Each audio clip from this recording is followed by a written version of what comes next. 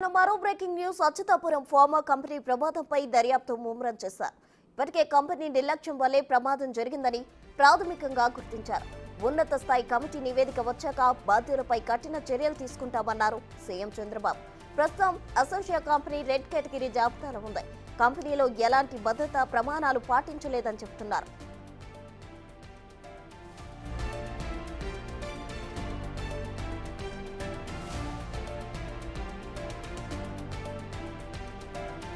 ఇంతటి విషాదానికి యాజమాన్యంలోని గొడవలు కూడా ఓ కారణంగా చెబుతున్నారు. ప్రమాదంలో 17 మంది ప్రాణాలు పోయినా యాజమాన్యం మాత్రం అదే నిర్లక్ష్యం. ఇప్పటికీ కంపెనీ నిర్వాహకులు స్పందించలేదు. ఇప్పటికీ అసెన్షియా కంపెనీపై కేసు నమోదు చేశారు. వేపర్ క్లౌడ్ ఎక్స్ప్లోరేషన్ రాకుండా నిర్వహణలో తగిన జాగ్రత్తలు తీసుకుంటే ఈ ఘటన జరిగేది కాదని చెబుతున్నారు.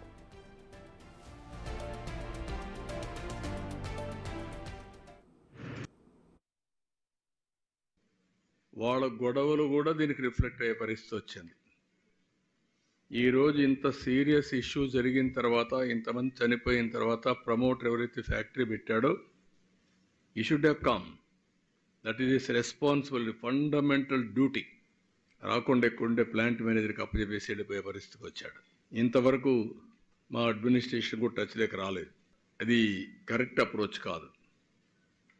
నాకు ఇండస్ట్రీస్ రావాలి, అదే మరిగా ఇండస్ట్రీస్ని గౌరవిస్తాం. మీరు కూడా బాధ్యత తీసుకోవాలి.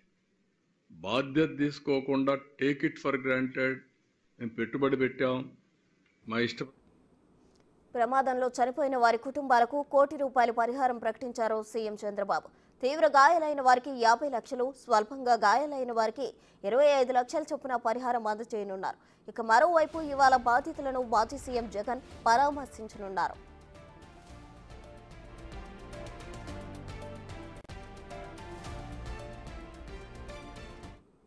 అచ్యుతాపురం ఫార్మా కంపెనీ ప్రమాదానికి సంబంధించి మరిన్ని వివరాలు మా ప్రతినిధి రాజు వైజాగ్ నుండి లైవ్ లో అందించేందుకు సిద్ధంగా ఉన్నారు. రాజు, చెప్పండి. అయితే ఇవాళ మాజీ సీఎం జగన్ కూడా దీన్ని పరామర్శించనున్నారు. అటు చంద్రబాబు కూడా కీలక ఆదేశాలు జారీ చేయడం జరిగింది. వాళ్ళకి ఎక్స్గ్రేషియా కూడా ప్రకటించారు. తాజా సమాచారం ఏంటి రాజు? మరికొద్దిసేపట్లో మాజీ సీఎం జగన్మోహన్ రెడ్డి విశాఖ చేరుకోనున్నారు. విశాఖ నుంచి అనకాపల్లి వెళ్ళి అనకాపల్లి ప్రభుత్వ ఆసుపత్రి, ప్రైవేట్ ఆసుపత్రుల్లో చికిత్స పొందుతున్నటువంటి బాధితులను జగన్మోహన్ రెడ్డి పరామర్శించే అవకాశం అయితే కనిపిస్తుంది. దాంతోపాటుగా అంటే సమయము ఇంకా ఎక్కువగా ఉంటే ఆ ప్లాంట్ని కూడా ఒకసారి పరిశీలించే అవకాశం ఉందని వైసీపీ వర్గాలు తెలియజేస్తున్నటువంటి పరిస్థితి అయితే ఉంది.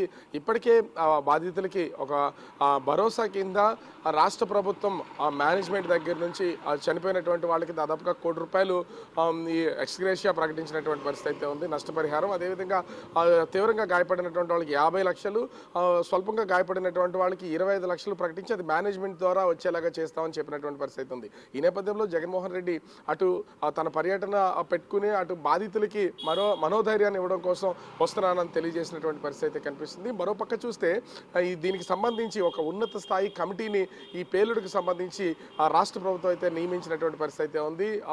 ముఖ్యంగా ఉన్నత స్థాయి కమిటీ ప్రమాదం జరిగినటువంటి తీరుతో పాటుగా ఆ సెజ్లో ఉన్నటువంటి ఫార్మా కంపెనీలకు సంబంధించి ఏ విధమైనటువంటి లోపాలు ఉన్నాయో ఆ లోపాలన్నింటినీ కూడా గుర్తించే అవకాశం అయితే ఉంది. దాన్ని ఒక నివేదికనైతే ఉన్నత స్థాయి కమిటీ సీఎం చంద్రబాబుకి ఇచ్చే అవకాశం అయితే కనిపిస్తుంది. మరోపక్క చూస్తే ఇప్పటి వరకు కూడా అటు సీఎంఓ కానీ, అదేవిధంగా అడ్మినిస్ట్రేషన్ ఏపీ స్టేట్ అడ్మినిస్ట్రేషన్ కానీ, పరిశ్రమల శాఖకు సంబంధించి కానీ ఏ ఒక్కరికి కూడా ఎసెన్షియా కంపెనీకి సంబంధించినటువంటి ప్రతినిధులు ఎవరు అందుబాటులోకి రాలేదనేది స్వయంగా ముందు రోజు హోంమంత్రి చెప్తే నిన్న చంద్రబాబు మాట్లాడుతూ ముఖ్యమంత్రిగా మా అడ్మినిస్ట్రేషన్కే ఇంతవరకు వాళ్ళు మాట్లాడలేదని చెప్పినటువంటి పరిస్థితి ఉందంటే యాజమాన్య నిర్లక్ష్య ధోరణి ఏ స్థాయిలో ఉందో అర్థమవుతుంది.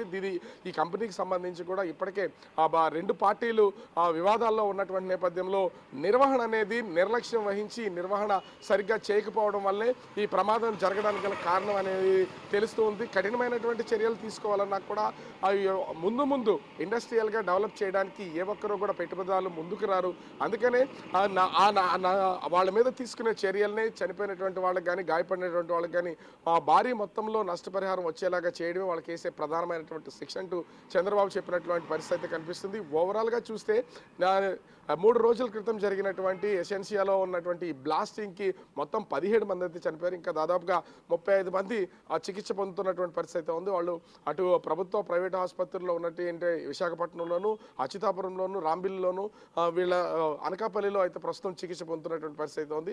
మరి కొద్దిసేపట్లో దాదాపుగా 10 గంటల 30 నిమిషాల సమయంలో జగన్మోహన్ రెడ్డి అనకాపల్లిలో ఉన్నటువంటి వాళ్ళని పరామర్శించి ప్లాంట్కి వెళ్ళే అవకాశం అయితే ఉంది. మరి ఆ రూట్ మ్యాప్ ఏ విధంగా ఆయన నిర్ణయం తీసుకుంటారో చూడాలి. మరి ఉన్నత స్థాయి కమిటీని నియమించారు. ఆ కమిటీకి సంబంధించినటువంటి విధి విధానాలు కానీ, ఆ కమిటీలో ఎవరుంటారనేది కానీ ఇప్పటివరకు రాష్ట్ర ప్రభుత్వం ప్రకటించినటువంటి పరిస్థితి లేదు. మరి రాష్ట్ర ప్రభుత్వం ప్రకటన చేసి ఆ కమిటీకి సంబంధించినటువంటి వాళ్ళు ఎవరుంటారు ఏంటి అనేది తెలియచేస్తే తప్ప దీనికి సంబంధించి ఒక క్లారిటీ వచ్చే అవకాశం లేదు. వాళ్ళు ఏ విధమైనటువంటి సర్వే చేస్తారు, ఆ రిపోర్ట్స్ ఇస్తారు అనేది మాత్రం తెలియాల్సినటువంటి పరిస్థితి అయితే కనిపిస్తుంది ప్రస్తుతం.